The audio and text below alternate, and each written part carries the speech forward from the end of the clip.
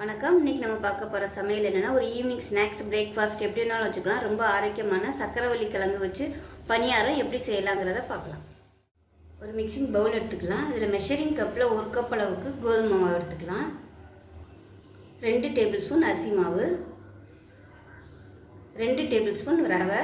வெறும் கோதுமை மாவு மட்டுமே சேர்த்தோம்னா உங்களுக்கு களி மாதிரி இருக்கும், கிறிஸ்பியாக வராது. அதுக்காக ரவையும் அரிசி மாவும் சேர்த்துருக்கோம்.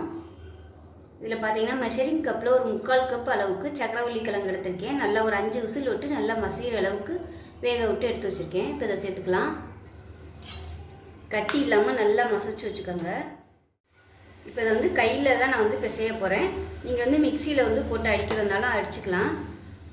இப்போ இதில் மெஷரிங் கப்பில் ஒரு 1/2 கப் அளவுக்கு சக்கரை எடுத்திருக்கேன். இது நாட்டு சக்கரை. இது ஆர்கானிக் சக்கரைங்கிறதுனால நான் அப்படியே சேர்க்குறேன். நீங்கள் வெல்லமாக வச்சுருந்தீங்கன்னா கொஞ்சமாக ஒரு 1/4 கப் அளவுக்கு தண்ணி ஊற்றி கரையை விட்டுட்டு சேர்த்துக்கோங்க. சர்க்கரையாக சேர்த்துருக்கிறதுனால தண்ணி சேர்க்குறேன். நீங்கள் சர்க்கரையை கரைச்சிட்டு சேர்க்குற மாதிரி இருந்துச்சுன்னா தண்ணி எக்ஸ்ட்ரா ஊற்றணும்னு அவசியம் இல்லை, தேவைப்பட்டால் மட்டும் சேர்த்துக்கலாம். இது துருவன தேங்காய் ஒரு 2 டேபிள் ஸ்பூன் சேர்த்துக்கலாம். இது நான் சும்மா அப்படியே தான் சேர்த்துருக்கேன். இது நெய்யில் வறுத்துட்டு சேர்த்திங்கனாலும் நல்ல வாசனையாக இருக்கும். இப்போ இது கொஞ்சமாக உப்பு சேர்த்துக்கலாம். இப்போ இதில் ஒரு 1/4 கப் அளவுக்கு தண்ணி சேர்க்குறேன். பார்த்துக்கிட்டு சேர்த்துக்கலாம். இப்போ இதை நல்லா மிக்ஸ் பண்ணி விட்டுக்கலாம்.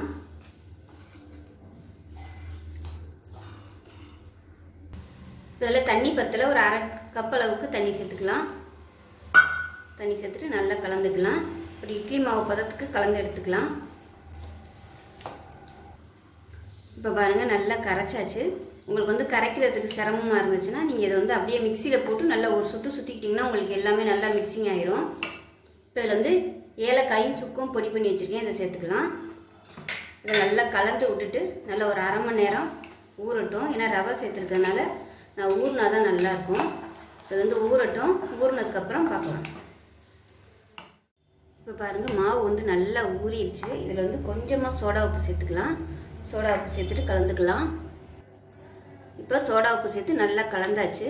சோடா உப்பு எப்பயுமே ஊற்ற புயல் தான் சேர்க்கணும். இப்போ பணியாரக்கல் நல்லா சூடாயிடுச்சு. எல்லா புளியிலையும் கொஞ்சம் கொஞ்சமாக எண்ணெய் விட்டுருக்கேன். இதுக்கு பதிலாக நீங்கள் நெய் சேர்க்குறனாலும் சேர்த்துக்கலாம். இப்போ எல்லா புளியிலையும் ஊற்றிக்கலாம். நம்ம இது வேகிறதுக்கு நேரம் ஆகும். அதனால் மீடியமான ஃப்ளேமில் தான் வச்சு வேக விடணும். ரொம்ப ஹை ஃப்ளேமில் இருந்துச்சுன்னா மேலாப்பில் கறியிரும், உள்ளே மாவாக இருக்கும். அதனால் மீடியம் ஃப்ளேமில் வேக விட்டுக்கலாம். மூடி வச்சிடலாம். இப்போ எப்படி இருக்குன்னு பார்க்கலாம். பாருங்கள், மேலாப்பில் நல்லா வெந்துருச்சு. மேலாப்பில் வெந்ததுக்கப்புறமா திருப்பி விட்டுக்கோங்க.